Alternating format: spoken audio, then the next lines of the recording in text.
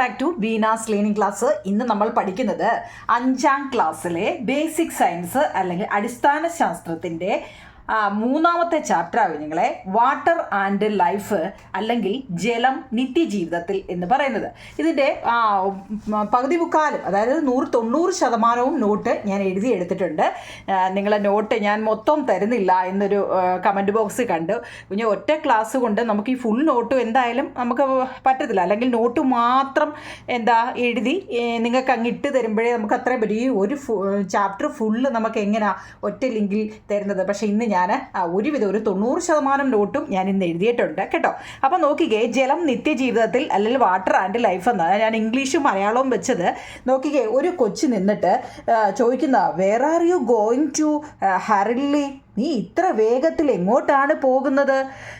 If I don't flow and enrich the land people will suffer, ഞാൻ ഒഴുകിയെത്തിയില്ലെങ്കിൽ ആളുകൾ വെള്ളം കിട്ടാതെ കഷ്ടപ്പെടും. വെള്ളം ഒഴുകുമ്പോൾ ആ വെള്ളത്തിനോട് ആ കുട്ടി ചോദിക്കുന്നതായിട്ടാണ്. അപ്പോൾ ഫസ്റ്റ് പേജ് ഞാനൊന്ന് കാണിച്ചേ ഉള്ളൂ. നമുക്ക് ഇങ്ങനെ ഇത് മൊത്തവും വായിച്ചുകൊണ്ടിരുന്നാൽ നോട്ടിന് സമയം കിട്ടത്തില്ല. അപ്പോൾ എന്തായിരിക്കും ഈ പുഴ ഇങ്ങനെ പറയാൻ കാരണം? പുഴവെള്ളം നാം എന്തിനെല്ലാം ഉപയോഗിക്കുന്നുണ്ട്? കുടിക്കാനും മറ്റ് വീട്ടാവശ്യങ്ങൾക്കും പുഴവെള്ളം നമ്മൾ നേരിട്ട് ഉപയോഗിക്കാറുണ്ടോ? ചുവടെ ഒരു പിക്ചർ തന്നിട്ടുണ്ട്. നമ്മൾ എങ്ങനെയൊക്കെയാണ് വെള്ളം നമ്മൾ എടുക്കുന്നത് നോക്കൂ കുഞ്ഞുങ്ങളെ. Purification stage of river water, അതായത് റിവർ വാട്ടർ എന്ന് വെച്ചാൽ എന്താ? പുഴവെള്ളത്തിൻ്റെ ശുദ്ധീകരണ ഘട്ടങ്ങൾ എന്തൊക്കെയാണ്? അവരാദ്യമേ എന്ത് ചെയ്യുന്നറിയോ? വലിയ മാലിന്യങ്ങളെല്ലാം അരിച്ചു മാറ്റും. ഫസ്റ്റാണ് ഫിൽട്ടർ ഔട്ട് ലാർജ് ഡിബ്രിഡ്സ്. പിന്നെ മാലിന്യങ്ങൾ അടിയാൻ അനുവദിക്കും. കുറച്ച് നേരം ഇങ്ങനെ ഇടുമ്പോൾ വലിയ മാലിന്യമെല്ലാം അങ്ങ് അടിയിലാവും. പിന്നെ പല തട്ടുള്ള അരിപ്പകൾ കൊണ്ട് അവരതിനെ അരിച്ചു മാറ്റും. 4, രോഗാണുക്കളെ എല്ലാം നശിപ്പിക്കും. 5, അത് ടാങ്കറുകളിൽ സംഭരിക്കുന്നു. എന്നിട്ട് 6ാം സ്റ്റേജിലാണ് ജലം വീടുകളിലേക്ക് എത്തുന്നു എന്നാണ്. അപ്പോൾ നമുക്ക് ഈ ടെസ്റ്റും വായിച്ചുകൊണ്ടിരിക്കാൻ നേരമില്ല. ഞാൻ ടെസ്റ്റിനകത്തിലെ പ്രധാനപ്പെട്ടത് മാത്രം നിങ്ങൾക്ക് അന്നേരം ഞാൻ പറയാം കുഞ്ഞുങ്ങളെ. നമുക്ക് ക്വസ്റ്റ്യനിലോട്ട് കയറാം. നോക്കിക്കേ, വാട്ടർ ആൻഡ് ലൈഫ് അല്ലേ? എന്താ കുഞ്ഞുങ്ങളെ? വാട്ടർ ആൻഡ് ലൈഫ് അല്ലെ ജലം നിത്യജീവിതത്തിൽ എന്ന് പറയുന്നതാണ്. നോക്കിക്കേ, 1ാമത്തെ ചോദ്യം കാണാൻ പറ്റുന്നുണ്ടോ? What do we use river water for? ഞാനിവിടെ ഇംഗ്ലീഷിലും മലയാളത്തിലും എഴുതി വെച്ചേക്കുന്നത് എന്തിനാണെന്നറിയോ? ഇംഗ്ലീഷുകാർക്കും മലയാള മീഡിയക്കാർക്കും ഒരേപോലെ പ്രയോജനപ്പെടത്തക്ക രീതിയിൽ. കാരണം ഇംഗ്ലീഷിൻ്റെ ചോദ്യം വായിച്ചു കഴിഞ്ഞാൽ അതിൻ്റെ അർത്ഥം അറിയാനും നിങ്ങൾക്കിത് സഹായിക്കും. അപ്പോൾ പുഴവെള്ളം നാം എന്തിനെല്ലാം ഉപയോഗിക്കുന്നു എന്നാണ്. എന്തോത്തിനെല്ലാം ഉപയോഗിക്കുന്നുണ്ട്? ഇപ്പോൾ പറഞ്ഞല്ലോ, we are using water for taking bath, washing cloth, for agriculture, use by animals, use for drinkings, after purifications. Drinking after purifications ആണ് കേട്ടോ, കോമ ഇട്ടില്ല, കുത്തുവീണ. അപ്പോൾ അതായത് കുളിക്കാൻ നമ്മൾ ഉപയോഗിക്കും. കുളിക്കാൻ, കൃഷിക്ക്, ശുദ്ധീകരിച്ച ശേഷം കുടിക്കാൻ, മറ്റ് ജന്തുക്കൾക്ക് കുടിക്കാനും ഒക്കെ ജലം നമ്മൾ ഉപയോഗിക്കുന്നു എന്നാണ്. ഇത്രയേ ഉള്ളൂ നിങ്ങളെ. നിങ്ങൾ ഇംഗ്ലീഷ് മീഡിയക്കാർ ഈ ഇംഗ്ലീഷിൻ്റെ നോട്ട് എഴുതണം. മലയാളം മീഡിയക്കാർ മലയാളത്തിൽ ചോദ്യവും മലയാളവും ഉണ്ട് കേട്ടോ. ഉത്തരവും ഞാനത് ഡിഫറൻറ്റ് കളറിലെ മഷി ഉപയോഗിച്ചത്. അപ്പോൾ നിങ്ങൾക്ക് എഴുതാൻ സൗകര്യമായിരിക്കും കേട്ടോ. കാണാൻ പറ്റുന്നുണ്ടല്ലോ നിങ്ങളെ. നമ്മൾ എന്തോത്തിനൊക്കെയാണ് പുഴവെള്ളം ഉപയോഗിക്കുന്നതെന്നാ. ഓക്കെ ആണല്ലോ. 2, what are the other sources of water U depend on? നമ്മൾ വീട്ടിലേക്ക് വെള്ളം കിട്ടുന്ന മറ്റെന്തെല്ലാം മാർഗ്ഗങ്ങളുണ്ട്? നമ്മുടെ വീട്ടിൽ വെള്ളം ഉണ്ടെങ്കിൽ നമുക്ക് ഏതെല്ലാം വഴിയിൽ കിട്ടുന്നതാ നോക്കൂ കുഞ്ഞുങ്ങളെ. വെല്ല് അല്ലേ? വെല്ലെന്ന് വെച്ചാൽ കിണർ, റെയിൻ മഴവെള്ളം, റിവർ പുഴയിൽ നിന്ന്, സ്ട്രീം അരുവിയിൽ നിന്ന്, പോണ്ട് കുളത്തിൽ നിന്ന്, ബോർവെല്ല് കുഴൽക്കിണർ അറിയാവോ നിങ്ങളെ? കുഴൽക്കിണർ. അതുപോലെ തന്നെ പൈപ്പ് ലൈൻ. 2 ക്വസ്റ്റ്യൻ ആൻസർ മനസ്സിലായോ നിങ്ങളെ? ചോദ്യവും ഉത്തരവും നിങ്ങൾ വൃത്തിയായിട്ട് എഴുതിയെടുക്കണം കേട്ടോ. മനസ്സിലാവുന്നുണ്ടോ? അപ്പോൾ 2 ഓക്കെയാ. ടെസ്റ്റും കൂടെ നമുക്ക് വിശദീകരിക്കാൻ നേരമില്ല കേട്ടോ. For what purpose do you use the water most? നിങ്ങൾ ഏറ്റവും കൂടുതൽ ജലം ഉപയോഗിക്കുന്നത് എന്തെല്ലാം ആവശ്യങ്ങൾക്കാണ്? നിങ്ങളൊക്കെ കുളിമുറിയിലോട്ടൊക്കെ കയറിക്കഴിഞ്ഞാലേ, പല്ല് തേക്കാനൊക്കെ കയറിക്കഴിഞ്ഞാൽ അയ്യോ എന്തും വേണ്ടി വെള്ളമല്ലേ ഉപയോഗിക്കുന്നത്. അതുപോലെ കുളിക്കാനോ കയറുമ്പോഴങ്ങ് ടാപ്പ് തുറന്നിട്ടാൽ ഇറങ്ങാൻ നേരമായിരിക്കും ആ ടാപ്പ് അടയ്ക്കുന്നത്. ഇല്ലേ കുഞ്ഞുങ്ങളെ? സത്യമല്ലേ? അങ്ങനെയുള്ളവർ ആ കമൻറ്റ് ബോക്സിൽ ഒന്ന് പറയണേ കേട്ടോ. കുളിമുറിയിലോട്ട് കയറുമ്പോഴാണ് അങ്ങനെയുള്ളവരെ ഒരു തമ്പുനെയിൽ കൊടുത്താൽ മതി. ആ തമ്പുനെയിൽ കാണുമ്പോൾ എനിക്ക് മനസ്സിലാവും നിങ്ങളെ. അതായത് കുളിമുറിയിലോട്ട് കയറുമ്പോൾ ഇപ്പം നമ്മൾ കുളിക്കാനായിട്ട് കയറുമ്പോൾ ടാപ്പ് തുറക്കും അല്ലേ? എന്നിട്ട് ഇങ്ങോട്ട് ഇറങ്ങാൻ നേരമായിരിക്കും ആ ടാപ്പ്. അന്ന് എന്തും വേണ്ടി വെള്ളമായിരിക്കും അപ്പം അവിടെ വേസ്റ്റായി പോകുന്നത്. നിങ്ങൾ ഏറ്റവും കൂടുതൽ ജലം ഉപയോഗിക്കുന്നത് എന്തെല്ലാം ആവശ്യങ്ങൾക്കാണെന്നാണ്. ഫോർ ടേക്കിംഗ് ബാത്ത് കുളിക്കാൻ, ഫോർ വാഷിംഗ് ക്ലോത്ത് വസ്ത്രങ്ങൾ അലക്കാൻ, ഫോർ സാനിറ്റേഷൻ എന്ന് വെച്ചാൽ എന്താ പറയുക, മറ്റെന്തെങ്കിലും എന്തെങ്കിലുമൊക്കെ ശുചീകരണത്തിന് നമ്മുടെ വണ്ടി കഴുകാനോ അല്ലെങ്കിൽ എന്താ ചെടികൾക്കൊക്കെ നനയ്ക്കാനോ എന്തെങ്കിലുമൊക്കെ ആവാം കേട്ടോ. അതിനാണ് അവിടെ സാനിറ്റേഷൻ എന്ന് കൊടുത്തത്, ശുചീകരണത്തിനെന്ന് പറയുന്നത് കേട്ടോ. അപ്പം നിങ്ങൾക്ക് ഇഷ്ടമുള്ള എന്ത് വേണമെങ്കിലും കൊടുക്കാം. ഞാൻ ചെറുത് നോക്കി, കാരണം നിങ്ങൾക്ക് സ്പെല്ലിംഗ് ഒക്കെ എഴുതി വെക്കുന്നതും പകുതിയും തെറ്റായതുകൊണ്ട് ചെറുത് നോക്കിയൊക്കെ ഞാൻ ഈ എഴുതുന്നത്. എൻ്റെ നോട്ടിൻ്റെ പ്രത്യേകത എന്ന് വെച്ചാൽ എല്ലാം ചെറിയ ചെറിയ വാക്കുകളായിരിക്കും. കാരണം നിങ്ങൾ 5ാം ക്ലാസ്സിൽ പഠിക്കുന്ന കുട്ടികൾക്ക് എത്രത്തോളം ആയിരിക്കും എന്ന് എനിക്കറിയാം കേട്ടോ. അതുകൊണ്ടാണ് നോക്കുന്നില്ല. മനുഷ്യ ശരീരത്തിൽ ഏറ്റവും കൂടുതൽ ജലം അടങ്ങിയിരിക്കുന്നത് എവിടെയാണ്? എല്ലാവരും അറിഞ്ഞിരിക്കേണ്ട, നമ്മുടെ മനുഷ്യ ശരീരത്തിൽ ഏറ്റവും കൂടുതൽ ജലം അടങ്ങിയിരിക്കുന്നത് എവിടെയാണ്? Which part of body contains more water? നമ്മുടെ ബ്ലഡിലാണ്, രക്തത്തിലാണ് ഏറ്റവും കൂടുതൽ ജലം അടങ്ങിയിരിക്കുന്നത് കേട്ടോ. ഇനി ആയാലും നിങ്ങൾക്ക് അറിയണേ. Which organs contains least amount of water? ഏറ്റവും കുറച്ച് എന്തോത്തിലാണ്? നമ്മുടെ അസ്ഥിയിൽ, ബോണിൽ അല്ലേ. മനുഷ്യ ശരീരത്തിലെ ഏറ്റവും കുറവ് ജലമുള്ള ഭാഗം. Which organs contains least amount of water? എന്തോത്തിലാവും നിങ്ങളെ? ബോൺ അല്ലെങ്കിൽ അസ്ഥിയിൽ. മലയാളവും ഇംഗ്ലീഷും ഉണ്ട് കേട്ടോ. Which are the organs of the body that have equal amount of വാട്ടറോ? അങ്ങനെയാണെങ്കിൽ തുല്യമായിട്ട് വരുന്നതോ? നമ്മുടെ ഹൃദയത്തിലും മസിലുമാണ് കേട്ടോ. ഹൃദയം, മസിൽസ് അവർ കൂടുതൽ എടുക്കുന്നുമില്ല, എന്താ എടുക്കാതെ ഇല്ല. അവരുടെയൊക്കെ പ്രവർത്തനമൊക്കെ അറിയാമോ? ഹൃദയത്തിൻ്റെ പ്രവർത്തനമൊക്കെ അറിയാമോ നിങ്ങളെ? അത് നിങ്ങൾക്ക് ബയോളജിയിലൊക്കെ നല്ലതുപോലെ പഠിക്കാനുണ്ട് കേട്ടോ. ഈ വർഷമില്ല, ഇനി അങ്ങോട്ട് പഠിക്കാം ഹൃദയത്തെക്കുറിച്ചും ബോഡികളുടെ ഓരോ ഭാഗത്തെക്കുറിച്ചും. ഇപ്പം നമുക്ക് വെള്ളത്തിൻ്റെ അളവിനെക്കുറിച്ചാണ് നമ്മൾ പഠിക്കുന്നത്, ജലത്തെക്കുറിച്ച്. വാട്ടർ അല്ലേ, വാട്ടറിൻ്റെ അളവ് നമ്മുടെ ശരീരത്തിലെ ഓരോ ഭാഗത്തും എത്രത്തോളം എടുക്കുന്നു എന്നാണ്. നമ്മുടെ ശരീരത്തിൽ വെള്ളത്തിന്റെ അളവ് ഏറ്റവും കൂടുതൽ രക്തത്തിലാണ് കേട്ടോ. ഏറ്റവും കുറവ് ബോൺ അല്ലെങ്കിൽ അസ്ഥിയിലാണ് കേട്ടോ. ഇനി ഈക്വലായിട്ട് നിൽക്കുന്നത് ഹാർട്ട് അല്ലെ, ഹൃദയം, മസിൽ, പേശികൾ, ഇതിലാണ്. ഓക്കെ ആണല്ലോ. അടുത്തത് ജലം സസ്യങ്ങളിൽ, വാട്ടർ ഇൻ പ്ലാന്റ്സ് എന്നുള്ള ഒരു ഇതുണ്ട്. നമ്മുടെ ടെസ്റ്റിൽ ഓൾറെഡി ഉള്ളതുകൊണ്ട് ഞാൻ എഴുതിയില്ല കേട്ടോ. അതായത് നമ്മുടെ ഇങ്ങനെ ഒരു പിക്ചർ നിങ്ങളുടെ ടെസ്റ്റിൽ കൊടുത്തിട്ടുണ്ട്, കാണുന്നുണ്ടോ നിങ്ങളെ? ജലം സസ്യങ്ങളിൽ, വാട്ടർ ഇൻ പ്ലാന്റ്സ് എന്നത് കണ്ടോ. അത് ഓൾറെഡി ഇവിടെ നമുക്ക് ആൻസർ തന്നിട്ടുണ്ട്, അതുകൊണ്ടാണ് ഞാൻ എഴുതാഞ്ഞത്. ഇത് നിങ്ങൾ പഠിക്കണം, ഇത് ചോദിക്കുന്നതാണ് കേട്ടോ. What are the functions of water in plants? ഇത് ഇമ്പോർട്ടൻ്റ് ആണ്. ഇത് ഇങ്ങനെ കിടക്കുന്നത് കൊണ്ട് ഓൾറെഡി ഉണ്ട്, പിന്നെ ഞാൻ എന്തിനാ വെറുതെ എഴുതുന്നത് വിചാരിച്ചാണ്. ഇത് നിങ്ങൾ നല്ലതുപോലെ പഠിക്കണം കേട്ടോ. അടുത്തത് കളർ ആൻഡ് ഷേപ്പിനെ കുറിച്ചാണ്. ഇനി നമ്മുടെ എന്താ പിന്നെ വെള്ളത്തിന് ഷേപ്പ് ഉണ്ടോ എന്ന് നിങ്ങളോട് ചോദിച്ചാൽ നിങ്ങൾ എന്താ പറയും കുഞ്ഞുങ്ങളെ? നമുക്ക് വെള്ളം എടുക്കുമ്പോഴേ ജലത്തിന് ആകൃതി ഉണ്ടോ എന്നൊരു ചോദ്യം ചോദിച്ചാൽ നിങ്ങൾ എങ്ങനെ എഴുതും? ജലത്തിന് ആകൃതി ഉണ്ടോ? നമ്മൾ ഏത് പാത്രത്തിലാണോ ജലം ഒഴിച്ചു വെക്കുന്നത് ആ പാത്രത്തിൻ്റെ ഷേപ്പ് ആയിരിക്കത്തില്ലേ അല്ലേ? ആകൃതി എന്താ? നമ്മളിപ്പോൾ ഗ്ലാസ്സിൽ ഒഴിച്ചു വെച്ചാൽ ആ ഗ്ലാസിൻ്റെ ആകൃതിയാണ് അല്ലേ. ഇതെന്താ കൂജ പോലുള്ള പാത്രം ഉണ്ടല്ലോ, ഈ ഇങ്ങനെയുള്ള പാത്രങ്ങൾ കണ്ടിട്ടുണ്ടാവില്ലേ? ഇപ്പോൾ ഏത് ഷേപ്പിലാണ് നമ്മൾ ഫ്രിഡ്ജിൽ കുപ്പി വെള്ളം വെക്കുന്നത്? ഇതെല്ലാം എന്താ, ഏത് ഷേപ്പിലുള്ള കുപ്പിയാണോ ആ ഷേപ്പിലായിരിക്കും വെള്ളത്തിൻ്റെയും ഷേപ്പ് അല്ലേ, ആകൃതി ആ രീതിയിലായിരിക്കും. സംശയമൊന്നുമില്ല. അതൊക്കെ നിങ്ങൾക്ക് എഴുതിക്കൂടായോ? അതൊക്കെ വെറുതെ എന്താ എഴുതണ്ടെന്ന് വെച്ചാൽ. ഇനി പഠിക്കുന്നത് സിങ്ക് ഓർ ഫ്ലോട്ട്. കുഞ്ഞുങ്ങളെ എന്തുവാ ഈ സിങ്ക്? മലയാളം ഇംഗ്ലീഷും അറിയണേ. സിങ്ക് എന്ന് വെച്ചാൽ മുങ്ങുന്നവയാണ് കേട്ടോ, മുങ്ങിപ്പോകുന്നത്. ഫ്ലോട്ട് എന്ന് വെച്ചാൽ പൊങ്ങിക്കിടക്കുന്നത്, മുകളിൽ പൊങ്ങിക്കിടക്കുന്നത് കേട്ടോ. നിങ്ങൾ ഈ മലയാളം ആയാലും ഇംഗ്ലീഷ് ആയാലും ഏത് ഭാഷയും രണ്ടും നമുക്ക് ഏറ്റവും പ്രധാനപ്പെട്ട ഇംഗ്ലീഷും മലയാളവും വേണ്ടുന്ന 2 ഭാഷയാണ്. നോക്കിയേ, ഒന്നാമത്തെ സിങ്ക് ഓർ ഫ്ലോട്ട്, മുങ്ങുന്നവയും മുങ്ങാത്തവയും നിങ്ങൾക്ക് കുറേ എണ്ണം തന്നിട്ട് നിങ്ങൾ അതിൽ നിന്ന് തിരഞ്ഞെടുത്ത് എഴുതാൻ ചോദിക്കും. അപ്പം നോക്കിയോ നിങ്ങളെ, ഓബ്ജക്റ്റ് എന്ന് വെച്ചാൽ വസ്തുക്കൾ, എന്തൊക്കെ വസ്തുക്കളാണ്. ഗസ് എന്ന് വെച്ചാൽ ഊഹിച്ചെഴുതുക. ഫൈൻഡിങ് എന്ന് വെച്ചാൽ കണ്ടെടുത്തുക. ഓൾറെഡി ഇവിടെ എഴുതിയിട്ടുണ്ട്, എന്നാലും ഞാൻ വായിച്ചതാണ്. നോക്കിക്കേ, സ്റ്റോൺ എന്ന് വെച്ച് കഴിഞ്ഞാൽ വെള്ളത്തിൽ മുങ്ങുന്നതാണോ താഴ്ന്നതാണോ? ഞാനിവിടെ സിങ്കും ഫ്ലോട്ടും എന്ന് എഴുതിയിട്ടുണ്ട്. നിങ്ങളിനി ഞാൻ താഴ്ന്നത് പൊങ്ങിയതെന്ന് പ്രത്യേകിച്ച് ഞാൻ എഴുതാഞ്ഞത്, ഇവിടെ ഓൾറെഡി 2 എണ്ണം തന്നിട്ടുണ്ട്, നിങ്ങൾ അത് നോക്കി അങ്ങ് എഴുതിയാൽ മതി. അതായത് സ്റ്റോൺ എന്ന് വെച്ചാൽ കല്ലെന്താണ്? താഴ്ന്നു പോകും അല്ലേ, വെള്ളത്തിലോട്ട് ഇട്ടാൽ അത് താഴ്ന്നു പോകും. അപ്പോൾ അത് സിങ്കാണ്. അതെല്ലാം ഈ ടിക്കിട്ട് വെച്ചേക്കുന്നത് നിങ്ങൾ കണ്ടെത്തി എഴുതണമെന്നാണ് കേട്ടോ. ഒരു കല്ലെടുത്ത് വെള്ളത്തിലോട്ടിട്ടാൽ അത് പൊങ്ങിക്കിടക്കുമോ താഴ്ന്നു കിടക്കുമോ എന്ന്. അതുപോലെ ബലൂൺ എടുത്ത് വെള്ളത്തിലിട്ടാലോ ബലൂൺ പൊങ്ങിക്കിടക്കും, ഫ്ലോട്ടാണ്. ഫ്ലോട്ടും സിങ്കും തിരിഞ്ഞു പോലെ കുഞ്ഞുങ്ങളെ. ഒരു കോയിൻ എടുത്ത് വെള്ളത്തിലിട്ടാലോ സിങ്കാണ്, താഴ്ന്നു പോകും. വുഡ് പീസ്, തടിക്കഷ്ണം എടുത്തിട്ടാലോ, എല്ലാം മലയാളവും ഇംഗ്ലീഷും എഴുതിയിട്ടുണ്ട്. തടിക്കഷ്ണം എടുത്തിട്ടാലും എന്താ, അത് പൊങ്ങിക്കിടക്കും. ക്യാംഫർ എന്ന് വെച്ചാൽ എന്താ വെച്ചാൽ കർപ്പൂരത്തിൻ്റെ എന്താണ്? ക്യാംഫർ എന്ന് വെച്ചാൽ അതും എന്താണ്? വെള്ളത്തിൽ പൊങ്ങിക്കിടക്കും. പ്ലാസ്റ്റിക് എന്തിട്ടാലും വെള്ളത്തിൽ പൊങ്ങിക്കിടക്കും. അയൺ നെയിൽസ് എന്ന് വെച്ചാൽ ഇരുമ്പാണി എടുത്ത് വെള്ളത്തിൽ ഇട്ടാൽ അത് മുങ്ങിപ്പോവും. ലീഫ്, ഒരില വീണാലോ അത് പൊങ്ങിക്കിടക്കും. വാക്സ്, മെഴുകുതിരി എന്താ? അതൊക്കെ അർത്ഥമാണ് കേട്ടോ. ഇങ്ങനെയൊക്കെയുള്ളത് അറിയണ്ട. വാക്സ്, മെഴുകുതിരിയല്ല, മെഴുക് എന്താ? ഫ്ലോട്ടാണ്, വെള്ളത്തിൽ പൊങ്ങിക്കിടക്കും. ഐസും എന്താ? ഫ്ലോട്ടാണ് എന്താ? ഐസും വെള്ളത്തിൽ നമ്മളൊരു ഐസ് ക്യൂബ് ഫ്രിഡ്ജിൽ നിന്ന് എടുത്തിട്ടേ ഒരു ഗ്ലാസ് വെള്ളത്തിൽ ഇതൊക്കെ നിങ്ങൾ ചെയ്ത് നോക്കേണ്ടതാണ് കേട്ടോ. വെള്ളത്തിലിട്ടാൽ എന്താവും നിങ്ങളെ ആ വെള്ളത്തിൻ്റെ മണ്ടയിൽ ഐസ് ക്യൂബ് പൊങ്ങി കിടക്കുന്നതായിട്ട് കാണാം. അപ്പോൾ ഇതെല്ലാം നിങ്ങൾ ചെയ്ത് നോക്കണം എന്നാണ് പറയുന്നത്. ഐസ്, വാക്സ്, ലീഫ് ഇതെല്ലാം നിങ്ങളുടെ വീട്ടിലുള്ള സാധനങ്ങളാണ്. ഒന്നും അഡീഷൻ ഇപ്പോൾ കർപ്പൂരമൊക്കെ ചിലപ്പോൾ കാണത്തില്ലായിരിക്കും, എന്നാലും അത് മിക്കവാറും വീട്ടിൽ വരുന്നതാണ് അല്ലേ. അപ്പോൾ ഇതൊക്കെ നിങ്ങൾ ചെയ്ത് നോക്കണം. അത് ഫ്ലോട്ടാണോ അതോ സിങ്കാണോ എന്ന് നിങ്ങൾ കണ്ടുപിടിക്കണം. എന്തോ നിങ്ങളെ സിങ്ക് എന്ന് വെച്ചാൽ താഴ്ന്നു പോകുന്നത്, ഫ്ലോട്ട് എന്ന് വെച്ച് കഴിഞ്ഞാൽ പൊങ്ങിക്കിടക്കുന്നത്. അപ്പോൾ ഇത് ഇങ്ങോട്ട് ഏതാന്ന് വെച്ചാൽ നിങ്ങൾ എഴുതണം കേട്ടോ. മനസ്സിലാവുന്നുണ്ടോ? ഓക്കെ ആണല്ലോ.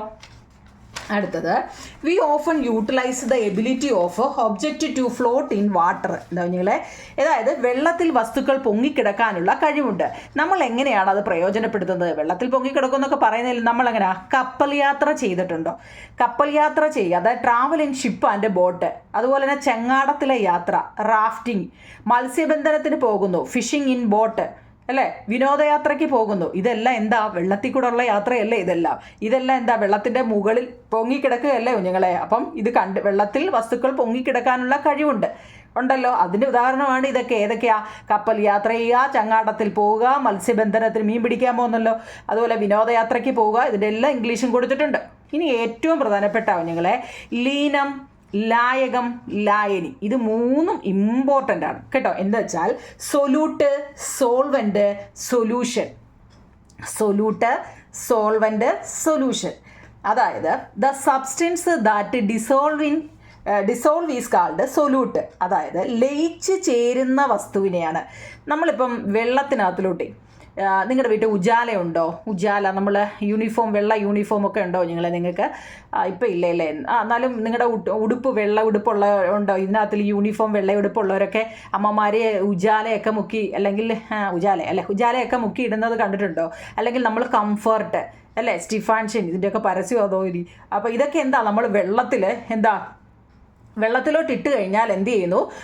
ആ വെള്ളത്തിലോട്ട് നമ്മൾ ഇട്ട് കൊടുക്കുന്നത്, മനസ്സിലായോ? ഉദാഹരണം ഞാൻ പറഞ്ഞ കുഞ്ഞുങ്ങളെ, നമ്മൾ ഇട്ട് കൊടുക്കില്ലേ സബ്സ്റ്റൻസ് ദാറ്റ് ഡിസോൾവ്, ലയിച്ച് ചേരുന്ന. അങ്ങനെ ഇട്ട് കൊടുക്കുമ്പോൾ അത് വെള്ളവുമായിട്ട് അങ്ങ് ലയിച്ച് ചേരും. അതിന് പറയുന്ന പേരാണ് ലീനം അല്ലെങ്കിൽ സൊല്യൂട്ട്. തിരിഞ്ഞു പോകല്ലേ, നമ്മൾ ഇട്ട് കൊടുക്കുന്ന വസ്തുവാണ് എന്താണ്? ലീനം. ഇനി എന്തിലാണോ നമ്മൾ ഇട്ട് കൊടുത്തത്, അതായത് the substance in which is dissolve is called, ഏതിലാണോ നമ്മൾ ലയിപ്പിച്ചു ചേർന്നത്, നമ്മൾ ഇട്ട് കൊടുത്തത് വെള്ളത്തിലാണെങ്കിൽ അതാണ് അവിടുത്തെ ലായകം. ഇപ്പോൾ പിടിയിട്ടോ ഞങ്ങളെ. അത് നിങ്ങൾക്ക് എന്ത് വേണമെങ്കിലും എക്സ്പെരിമെൻ്റ് ചെയ്യാം കേട്ടോ. ഏതാണോ ഇട്ട് കൊടുക്കുന്നത് അത് സൊല്യൂട്ട്, ഏതിലാണോ ഇട്ട് കൊടുക്കുന്നത് അത് സോൾവെൻ്റ്. അങ്ങനെയാണെങ്കിൽ സൊല്യൂഷനോ, when the solute is dissolved in the solvent it is called solution. ഈ ലീനം, ലായകത്തിൽ ഇത് രണ്ടും കൂടെ ചേർന്നുണ്ടാകുന്നതാണ് ലായനി. മനസ്സിലായോ? ഞങ്ങളെ നമ്മളൊരു വസ്തുവിനെ ഇട്ട് കൊടുക്കുകയാണെങ്കിൽ ആ ഇട്ട് കൊടുക്കുന്നത് ലീനം അല്ലെങ്കിൽ സൊല്യൂട്ട്. എന്തിലാണോ നമ്മൾ ഇട്ട് കൊടുക്കുക, ഇപ്പോൾ വെള്ളത്തിലോ അല്ലെങ്കിൽ എന്തിലാണോ നിങ്ങളത് ഇട്ട് കൊടുക്കുന്നത് അത് സോൾവെൻ്റ് അല്ലെങ്കിൽ ലായകം. ഇനി ഇത് രണ്ടും കൂടെ ചേരുമ്പോൾ എന്തുണ്ടാവുന്നു? ഒരു ലായനി അല്ലെങ്കിൽ solution. When the solute is dissolved in the solvent, ലീനം ലായകത്തിൽ ലയിച്ചുണ്ടാകുന്നതിനെയാണ് ലായനി എന്ന് പറയുന്നത്. നിങ്ങൾക്ക് അതിൻ്റെ ഒരുപാട് കാര്യങ്ങൾ ടെസ്റ്റിൽ പറയുന്നുണ്ട്. അതായത് കുഞ്ഞുങ്ങളെ അതൊക്കെ ഞാൻ എഴുതിയില്ല. Sugar, salt, vinegar, baking soda, detergent, kerosene, coconut oil, wax, camphor, copper sulphate, potassium permanganate, ഇങ്ങനെ കുറേ എണ്ണത്തിൻ്റെ പേര് കൊടുത്തിട്ടുണ്ട്. ഇതിന് ഞാൻ മലയാളം പറയേണ്ടല്ലോ, ഇതിൻ്റെയൊക്കെ മലയാളം ഇതൊക്കെ തന്നെ. പിന്നെ ഷുഗർ മാത്രമേ ഉള്ളൂ പഞ്ചസാര അല്ലേ. പഞ്ചസാര, ഉപ്പ്, വിനാഗിരി, അപ്പക്കാരം, സോഡാപ്പൊടി, സോപ്പ്, മണ്ണെണ്ണ, വെളിച്ചെണ്ണ, മെഴുക്, കർപ്പൂരം, തുരിശ്. നിങ്ങൾ കോപ്പർ സൾഫേറ്റ്, ഇംഗ്ലീഷുകാർ ഓർത്തോണേ, കോപ്പർ സൾഫേറ്റ് എന്ന് വെച്ച് കഴിഞ്ഞാൽ തുരിശാണ് കേട്ടോ. പൊട്ടാസ്യം പെർമാംഗനേറ്റ്, ഇതൊക്കെ കണ്ടിട്ടുണ്ടോ നിങ്ങളെയൊക്കെ ഇതൊക്കെ നിങ്ങൾ കണ്ടിട്ടുണ്ടോ? അതൊക്കെ പോട്ടെ, കാണുന്നോ ഇല്ലയോ എന്നുള്ളതല്ല. അപ്പോൾ ഇതിനകത്തിൽ അലിയുന്നതും അലിയാത്തതും ഏതൊക്കെയാണെന്ന് കണ്ടുപിടിക്കണം കേട്ടോ. ഈ പഞ്ചസാരയും ഉപ്പും വിനാഗിരിയും ഒക്കെ നിങ്ങൾ കണ്ടിട്ടുണ്ടോ? അതെല്ലാം ഇതെല്ലാം വെള്ളത്തിൽ അലിഞ്ഞു ചേരുന്നതാണ്. പക്ഷേ കെറോസിൻ എന്ന് വെച്ചാൽ മണ്ണെണ്ണ, കോക്കനട്ട് ഓയിൽ, ഇതൊക്കെ അലിയുവോ? ഇല്ല. എണ്ണയെല്ലാം എപ്പോഴും ഓർത്തോണം, ഓയിലുകൾ എപ്പോഴും നിങ്ങളെ വെള്ളത്തിൽ പൊങ്ങിക്കിടക്കുന്ന സാധനമാണ്. അതിനെക്കുറിച്ച് നിങ്ങൾ എഴുതാൻ ചോദിച്ചിട്ടുണ്ട്. ഞാൻ വെറുതെ അത്രയും സമയം കളഞ്ഞില്ല. അപ്പോൾ വെള്ളത്തിൽ അലിയുന്നതും അലിയാത്തതും തങ്ങളിൽ നിങ്ങൾ കണ്ടുപിടിച്ച് എഴുതണം. ഓക്കെ ആണല്ലോ. അടുത്തത് okay, do guess dissolve in water. Do gas dissolved in water. Gas വെള്ളത്തിൽ അലിയുമോ? അല്ലെ വാതകങ്ങൾ ജലത്തിൽ ലയിക്കുമോ?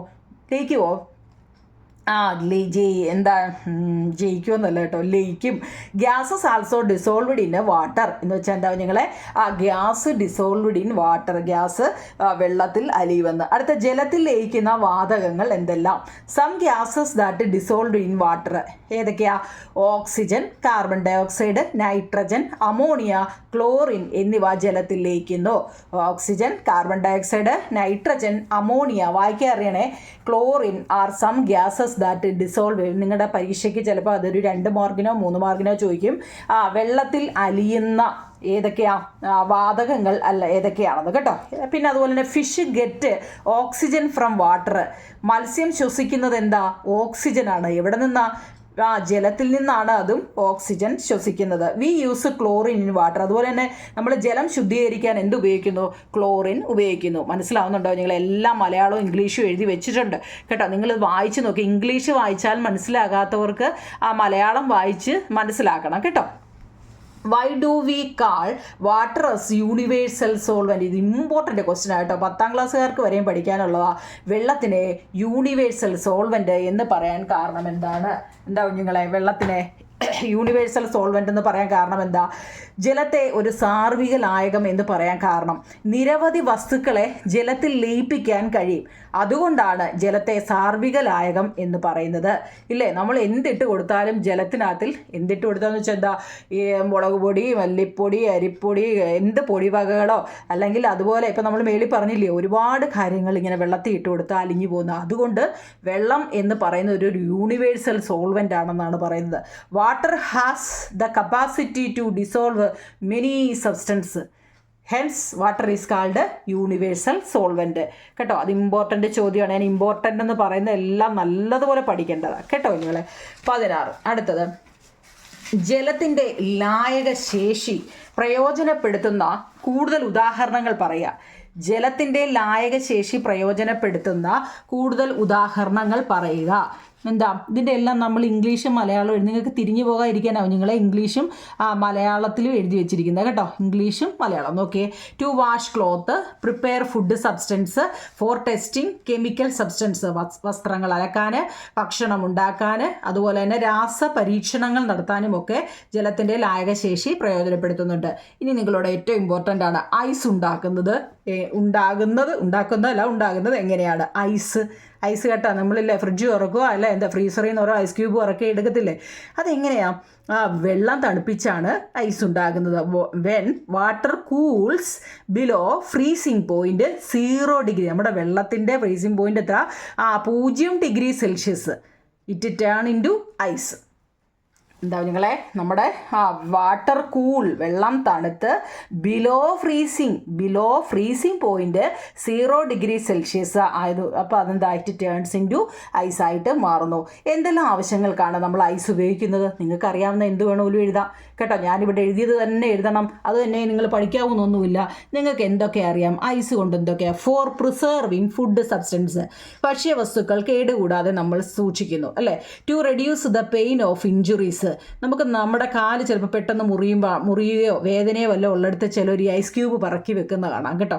പിന്നെ to make ice cream and cool drinks, ഐസ്ക്രീമും പാനീയങ്ങളും ഒക്കെ തയ്യാറാക്കാൻ എപ്പോഴും എന്താ നമ്മൾ ഫ്രിഡ്ജിൽ വെച്ചിട്ടാണ് അല്ലേ. What is the solid form of water? അത് 1 മാർക്കിൻ്റെ ഒരു ചോദ്യമാണ്. വാട്ട് ഈസ് ദ വെള്ളത്തിൻ്റെ ഖര അവസ്ഥയ്ക്ക് പറയുന്ന എന്താ? ഖരാവസ്ഥയാണ് ഐസ് അല്ലേ. വാതകാവസ്ഥയാണ് എന്താ? ലിക്വിഡായിട്ട്, വെള്ളം ലിക്വിഡായിട്ട് അല്ലേ. ഗ്യാസ് ഉണ്ട്, അതറിയാമോ? വെള്ളത്തിനെ അടപ്പേ വെച്ച് ചൂടാക്കുമ്പോൾ അത് ആവിയായിട്ട് പറന്നു പോകുന്നതൊക്കെ അറിയാം. പറന്നു പോകല്ല, മേപ്പോട്ട് പോകുന്നതൊക്കെ കണ്ടിട്ടുണ്ടോ? ഓക്കെ, അതാണ് ഗ്യാസ്. അപ്പം വെള്ളത്തിനെ നമുക്ക് 3 സ്റ്റേറ്റിലും എടുക്കാം അല്ല. ഖരം, ദ്രാവകം, വാതകം, അതായത് സോളിഡ്, ലിക്വിഡ്, ഗ്യാസ്. അതുപോട്ടെ നിങ്ങൾക്കില്ല. What is vaporization? ബാഷ്പീകരണം എന്നാൽ എന്താണ്?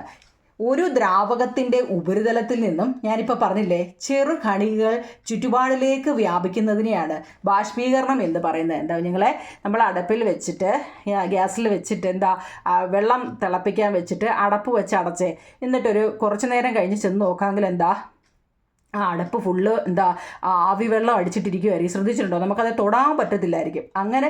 അങ്ങനെ മേപ്പോട്ട് പോകുന്ന ആവി, അതായത് ഒരു ദ്രാവകത്തിൻ്റെ ഉപരിതലത്തിൽ നിന്നും ചെറു കണികകൾ അതിനെ ചുറ്റുപാടിലേക്ക് വ്യാപിക്കുന്നതിനെയാണ് ബാഷ്പീകരണം എന്ന് പറയുന്നത്. മനസ്സിലാവുന്നുണ്ടോ? Spreading of small particles of liquid from its surface to the surrounding is called vaporisation. Okay ആണോ നിങ്ങളെ? What is the main water body on earth? ഭൂമിയിലെ പ്രധാന ജലമൊക്കെ എവിടെ നിന്നാണ്? സീയിൽ നിന്നുമായിരിക്കും അല്ലേ? സമുദ്രത്തിൽ നിന്നും. സോഴ്സസ് ഓഫ് ഫ്രഷ് വാട്ടറിൻ്റെ സ്രോതസ്സുകൾ ഏതെല്ലാമാണ്? നമുക്ക് ഫ്രഷ് വാട്ടർ വേണമല്ലോ. അപ്പോൾ അതിന് എന്തൊക്കെ സ്രോതസ്സുകളാണ്? അത് നമ്മൾ നേരത്തെ ഒന്ന് എഴുതിയാണ്. എന്താ? വെല്ല്, പോണ്ട്, ലേക്ക്, റിവർ, സ്ട്രീം എല്ലാം മലയാളം എഴുതി വെച്ചിട്ടുണ്ട്. കിണർ, കുളം, നദി, പുഴ, അരുവി, പിന്നെ ഇഷ്ടം പോലെയുണ്ട്. ഞാനതുകൊണ്ട് മുതലായ അല്ലെ തുടങ്ങിയവ എന്ന് എഴുതിയാലും മതി കേട്ടോ. What method can be used for water storage? ഏതെല്ലാം രീതികളിലൂടെയാണ് വാട്ടർ സ്റ്റോർ ചെയ്ത് വെക്കാൻ പറ്റുന്നത്? സ്റ്റോറേജ് നമുക്ക് ഏതൊക്കെ തരത്തിൽ വെള്ളം സ്റ്റോർ ചെയ്ത് വെക്കാം കുഞ്ഞുങ്ങളെ? നോക്കിക്കേ. റെയിൻ വാട്ടർ സ്റ്റോറേജ്, മഴവെള്ളത്തിനെ നമുക്ക് സ്റ്റോർ ചെയ്ത് വെക്കാം. ചെക്ക് ഡാം മീൻസ് എന്താ മലമ്പുഴ ഡാമോ അങ്ങനെ ഒക്കെയാണോ? ഇവിടെ ചെറിയ തടയണയൊക്കെ കെട്ടി വെള്ളം അങ്ങോട്ട് ഒഴുകി പോകാതിരിക്കാൻ വേണ്ടി വെക്കുകയെന്ന്. സ്റ്റോൺ വാള്, കയ്യാല കെട്ടി വെക്കുക. റീചാർജ് ചെയ്യുക എന്ന് വെച്ചാൽ എന്താ?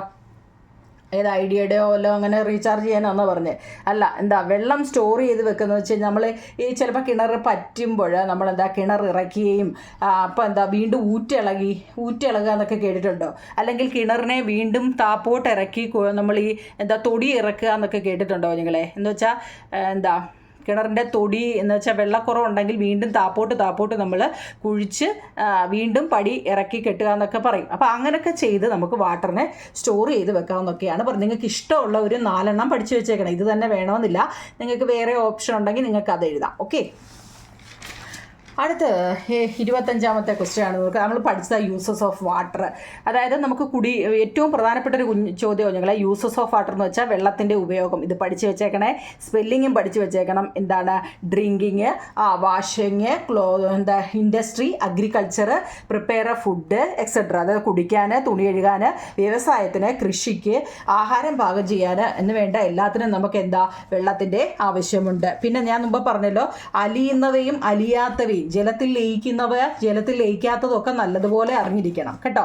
പിന്നെ നമ്മളിതെല്ലാം സോൾവെൻറ്റും സൊല്യൂട്ടും ഒക്കെയും പറഞ്ഞതാണ്. ഇതെല്ലാം ഞാൻ എഴുതിയിട്ടുണ്ട് കേട്ടോ. പിന്നെ അതുപോലെ തന്നെ കുഞ്ഞുങ്ങളെ, ജലത്തിൽ കാർബൺ ഡൈ ഓക്സൈഡ് വാതകം ലയിപ്പിച്ചാണ് നമുക്ക് സോഡ ഉണ്ടാക്കുന്നത്. പരീക്ഷയ്ക്ക് ചിലപ്പോൾ ചോദിക്കും സോഡ ഉണ്ടാക്കുന്നത് എങ്ങനെയാണ്? അതൊന്നും ഞാൻ എഴുതാഞ്ഞത് ഓൾറെഡി നമ്മുടെ ടെസ്റ്റിലുള്ളതൊന്നും ഞാൻ എഴുതിയിട്ടില്ല കേട്ടോ. എങ്ങനെയാണ് നമുക്ക് സോഡ ഉണ്ടാക്കുന്നത്? നിങ്ങൾ സോഡയൊക്കെ കഴിച്ചിട്ടുണ്ടോ? എങ്ങനെയാണ്? സോഡയിൽ അതായത് ജലത്തിൽ കാർബൺ ഡൈ ഓക്സൈഡ് എന്ന വാതകം ലയിപ്പിച്ചാണ് സോഡ ഉണ്ടാക്കുന്നത്. ഈ സോഡാ കുപ്പി തുറക്കുമ്പോൾ ഈ കാർബൺ ഡൈ ഓക്സൈഡ് വാതകം എന്തുവെന്നറിയോ? പെട്ടെന്ന് സ്വതന്ത്രമാകുന്നത് കൊണ്ടാണ് മേപ്പോട്ട് കുമിളകൾ ഉണ്ടാകുന്നതെന്നാണ് കേട്ടോ. മനസ്സിലാവുന്നുണ്ടോ നിങ്ങളെ? അപ്പോൾ സോഡ ഓരോ കുപ്പി സോഡ കുടിച്ചല്ലോ. എനിക്കിപ്പോൾ വേണമെന്ന് തോന്നുന്നു കേട്ടോ, ഇത്ര നേരം കൊണ്ട് സംസാരിക്കുക. അതുപോലെ തന്നെ യൂണിവേഴ്സൽ സോൾവെൻറ്റിനെ കുറിച്ച് നമ്മൾ പറഞ്ഞു കേട്ടോ. എന്ന് വെച്ചാൽ ഈ ചാപ്റ്റർ ഫുള്ള് നമ്മൾ എടുത്തു എന്നാണ്. വാട്ടറിനെ കുറിച്ചാണ് നമ്മൾ പഠിക്കുന്നത്. എല്ലാം നല്ല വിധം നമ്മുടെ ഭൂമിയുടെ നോക്കിക്കേ, ഇതിൽ 70% വെള്ളമാണെന്നാണ് പറയുന്നത്. ഭൂമിയുടെ 70% വെള്ളമാണെന്നാണ് പറയുന്നത്. അതായത് ഖരം, ദ്രാവകം, വാതകം എന്നീ 3 അവസ്ഥയിൽ നമുക്ക് നമ്മുടെ ജലത്തെ മാറ്റാം കേട്ടോ. എന്ന് വെച്ചാൽ ഖരം, ദ്രാവകം, സോളിഡ്, ലിക്വിഡ്, ഗ്യാസ് എന്നിവയായിട്ട് നമുക്ക് തിരിക്കാവുന്നുണ്ട് കേട്ടോ. ഇതെല്ലാം ഉള്ളത് കൊണ്ടാവും നിങ്ങളെ ഞാൻ പ്രത്യേകിച്ച് നമ്മുടെ ഏറ്റവും ഒരു പോസ്റ്റർ വല്ലതും തയ്യാറാക്കാൻ ചോദിച്ചു കഴിഞ്ഞാൽ ഇത് ശുദ്ധജലം അമൂല്യമാണ്, അത് പാഴാക്കരുത്. പോസ്റ്റർ എഴുതണേ. ഇത് പോസ്റ്ററായിട്ട് അങ്ങ് എഴുതണം കേട്ടോ. അടുത്തത് ഇതൊക്കെ നിങ്ങൾക്ക് സ്വന്തമായിട്ട് എഴുതാവുന്ന കാര്യമുള്ളൂ. നമ്മൾ ഇത്രയും പറഞ്ഞല്ലോ. പിന്നെ ജലത്തിൻ്റെ സവിശേഷത എന്തെല്ലാമാണ് അതൊക്കെ ഇവിടെ നമ്മുടെ ക്വസ്റ്റ്യൻ ആൻസറിലൊക്കെ ഉണ്ട്. ഇതൊക്കെ നോക്കിക്കോ. ഇത് തന്നെയല്ലേ ഇപ്പോൾ പറഞ്ഞത് കേട്ടോ. അപ്പോൾ നോക്കൂ നിങ്ങളെ, ഏറ്റവും ഒരുവിധം പ്രധാനപ്പെട്ടതെല്ലാം പറഞ്ഞിട്ടുണ്ട് നമ്മൾ ഈ ക്വസ്റ്റ്യൻ ആൻസറിൽ കേട്ടോ. എല്ലാ നോട്ടുകളും വൃത്തിയായിട്ട് എഴുതിയെടുക്കണം. കേട്ടോ. നോട്ടെല്ലാം വൃത്തിയായിട്ട് എഴുതിയെടുക്കണേ. ഇടയ്ക്കൊന്ന് നിങ്ങളുടെ അടുത്ത് ഏത് ചോദ്യം ചോദിച്ചാലും പറയത്തക്ക രീതിയായിട്ടുണ്ട്. ഈ സൊല്യൂട്ടും സോൾവെൻറ്റും ഒക്കെ നല്ലപോലെ അറിഞ്ഞിരിക്കണം. യൂണിവേഴ്സൽ സോൾവെൻറ്റിനെ കുറിച്ചൊക്കെ നല്ലതുപോലെ അറിയണം കേട്ടോ. ഈ ചാപ്റ്റർ വളരെ പ്രധാനപ്പെട്ട ഒരു ചാപ്റ്ററാണ്. അത് വൃത്തിയായിട്ട് നിങ്ങൾ പഠിച്ചു കഴിഞ്ഞിട്ട് ആ കമൻറ്റ് ബോക്സിൽ ഞങ്ങൾ പഠിച്ചു കഴിഞ്ഞ് ടീച്ചറിന് ഉറപ്പ് പറയണം. അന്നേരം നമുക്ക് ഈ 1, 2, 3 ചാപ്റ്ററിൻ്റെ ഒരു റിവിഷൻ നടത്താം കേട്ടോ. കാരണം എല്ലാവർക്കും ഓണപരീക്ഷ വരുന്നില്ലേ. അപ്പം നമുക്ക് പ്രധാനപ്പെട്ട മാത്രം ക്വസ്റ്റ്യൻ ആൻസർ വെച്ച് ക്വസ്റ്റ്യനുകളെല്ലാം കൂടെ തയ്യാറാക്കി ഒരു റിവിഷൻ നടത്താം കേട്ടോ. നിങ്ങൾ ഓക്കെ ആണെങ്കിൽ മാത്രമേ ഞാൻ ഇടത്തുള്ളൂ. നിങ്ങളുടെ കമൻറ്റ് കണ്ടിട്ട് വേണം എനിക്ക് അടുത്ത ചാപ്റ്റർ അല്ലെങ്കിൽ റിവിഷൻ ചാപ്റ്റർ ഇടാൻ. നിങ്ങൾ എന്താണെങ്കിലും കമൻറ്റ് ചെയ്ത് പറയണേ നിങ്ങളെ. കാരണം മലയാളം മീഡിയക്കാർക്കും ഇംഗ്ലീഷ് മീഡിയക്കാർക്കും ഒരേപോലെ മനസ്സിലാകത്തക്ക രീതിയിലാണ് ഞാൻ എഴുതി വെച്ചിരിക്കുന്നത്. ഒരു ഇംഗ്ലീഷിൻ്റെ ക്വസ്റ്റ്യൻ കണ്ടു കഴിഞ്ഞാൽ അതെന്താണെന്ന് ചില കുട്ടികൾക്ക് അത് വായിക്കാൻ അറിയത്തില്ല. നിങ്ങളുടെ കുറ്റമല്ല, നമ്മൾ കൂടുതൽ ഇംഗ്ലീഷ് ഉപയോഗിക്കുന്നില്ല, അതുകൊണ്ടാണ് ഒരു ചോദ്യം കണ്ടു കഴിഞ്ഞാൽ അതിൻ്റെ മലയാളം അർത്ഥം എന്താണെന്ന് അറിയില്ല. അത് മിക്ക കുട്ടികളുടെയും ഒരു പ്രശ്നമാണ്. അപ്പോൾ അത് ഒഴിവാക്കാൻ വേണ്ടിയാണ് ആ ചോദ്യത്തിൻ്റെ തന്നെ മലയാളം ഞാൻ അതിൻ്റെ കൂടെ തന്നെ എഴുതി. അപ്പോൾ ആൻസർ വായിക്കുമ്പോൾ തന്നെ നിങ്ങൾക്ക് ഇപ്പോൾ അഗ്രികൾച്ചർ എന്ന് പെട്ടെന്ന് നിങ്ങളോട് ഈ മലയാളം മീഡിയത്തിൽ പഠിക്കുന്ന ഒരു കൊച്ചിനോട് ചോദിച്ചു കഴിഞ്ഞാൽ അഗ്രികൾച്ചറോ എന്നൊരു ചോദ്യമാണ്. കാരണം അഗ്രികൾച്ചർ എന്ന് വെച്ചാൽ കൃഷിയാണെന്ന് അവർക്ക് എൻ്റെ നോട്ട് വായിക്കുന്ന പിള്ളേർക്കൊക്കെ ഏകദേശമൊക്കെ അറിയാം നിങ്ങളെ. അതുപോലെ തന്നെ മലയാളം മീഡിയത്തിലെ കൃഷിക്ക് എന്താണ് ഇംഗ്ലീഷിൽ നിന്ന് ചോദിച്ചു കഴിഞ്ഞാൽ ചിലപ്പോൾ അവർക്ക് അറിയത്തില്ല. അപ്പോൾ ഇത് രണ്ടും നമ്മുടെ നോട്ടിൽ അവർക്ക് വായിച്ചാൽ മനസ്സിലാവും. പക്ഷേ വായിച്ച് പഠിച്ചെങ്കിലേ മനസ്സിലാവത്തുള്ളൂ. രക്ഷകർത്താക്കളും കൂടി, കാരണം അവർ 5ാം ക്ലാസ് ആയതേ ഉള്ളൂ, സ്വന്തമായിട്ടിരുന്ന് പഠിക്കാറൊന്നും അവരായില്ല. നമ്മൾ രക്ഷകർത്താക്കളിരുന്ന് നല്ലതുപോലെ പരിശ്രമിച്ചെങ്കിലേ അവർക്ക് നല്ല മാർക്ക് കിട്ടത്തുള്ളൂ കേട്ടോ. ഇത് എൻ്റെ ഒരു അനുഭവത്തിൽ നിന്ന് പറയുകയാണ്. നമ്മൾ മെനക്കെട്ടെങ്കിലേ നമ്മുടെ കുഞ്ഞുങ്ങൾക്ക് മാർക്ക് കിട്ടത്തുള്ളൂ. അല്ലാതെ നമ്മൾ ട്യൂഷന് വിട്ടെന്ന് വിചാരിച്ചിട്ടോ അല്ലെങ്കിൽ സ്കൂളിൽ വിട്ടെന്ന് വിചാരിച്ചിട്ടോ ലിങ്ക് കണ്ടെന്ന് വിചാരിച്ചിട്ടോ ഒന്നും പിള്ളേർക്ക് ഫുള്ള് കിട്ടില്ല. നമ്മളും കൂടി മെനക്കെട്ട് കുഞ്ഞുങ്ങൾ പഠിക്കുന്നുണ്ടോ, അവരാ പഠിച്ചതൊന്നുകൂടെ ഒന്ന് റിവിഷൻ ചെയ്യുകയും ഒന്നുകൊണ്ട് എഴുതിപ്പിക്കുകയും ഒക്കെ ചെയ്തെങ്കിലേ കുഞ്ഞുങ്ങൾക്ക് മാർക്ക് കിട്ടത്തുള്ളൂ കേട്ടോ. ഇതെൻ്റെ ഒരു റിക്വസ്റ്റാണ്. അപ്പോൾ നിങ്ങൾക്ക് ഇത് ഇഷ്ടപ്പെട്ടെന്നുണ്ടെങ്കിൽ കമൻറ്റ് ബോക്സിൽ പറയണേ. നിങ്ങളെ ഒരുപാട് ലാഗടിക്കുന്നില്ല കേട്ടോ. Okay, thank you.